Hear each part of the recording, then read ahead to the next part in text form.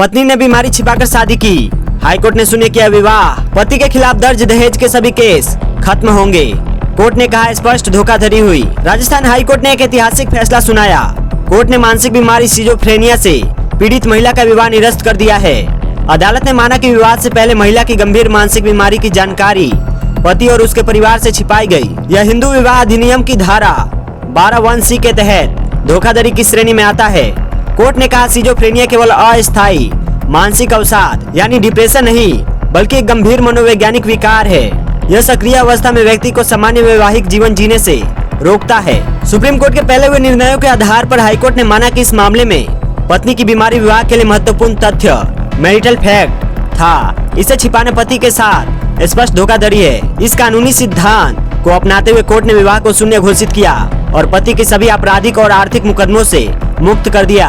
इस केस की पैरवी एडवोकेट उदय शंकर आचार्य और उमा शंकर आचार्य ने की।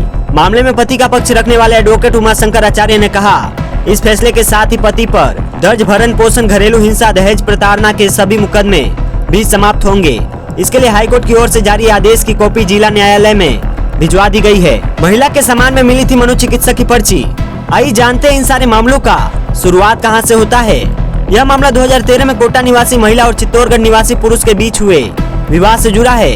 शादी के बाद ससुराल पहुंचने पर महिला ने कथित रूप से असामान्य व्यवहार किया। महिला के साथ पीहर से आए सामान में मनोचिकित्सक की ओर से जारी एक पर्ची मिली, जिसमें सिजोफ्रेनिया का इलाज चलने का उल्लेख था। सिजोफ्रेनिया एक ऐसी मानसिक परेशानी है जिसे जूझने वाले लोगों को पागल कहकर बुलाया जाता है। पति ने फैमिली कोर्ट में याचिका दायर कर कहा था, पत्नी की बीमारी के कारण विवाह के बाद शारीरिक संबंध संभव नहीं हुआ। विवाह से पहले यह तथ्य छिपाया गया।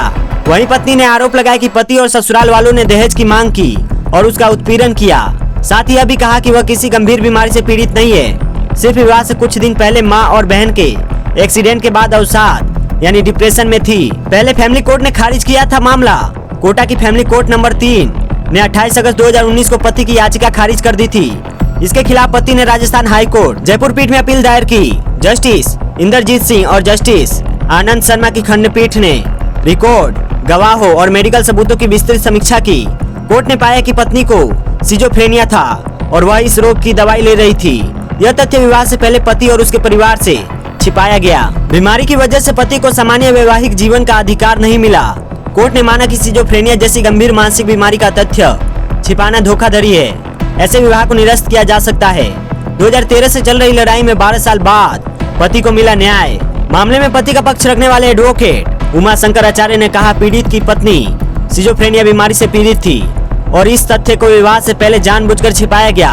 यह राजस्थान में डिविजनल बेंच का इकलौता ऐसा फैसला है जिसमें शादी को शून्य घोषित करने के साथ साथ पति पर लगे भरण पोषण, घरेलू हिंसा और दहेज प्रताड़ना के सभी मुकदमे भी निष्प्रभावी हो जाएंगे। 2013 से चल रही इस लंबी लड़ाई में आखिरकार 31 जुलाई को 12 साल बाद न्याय मिला है।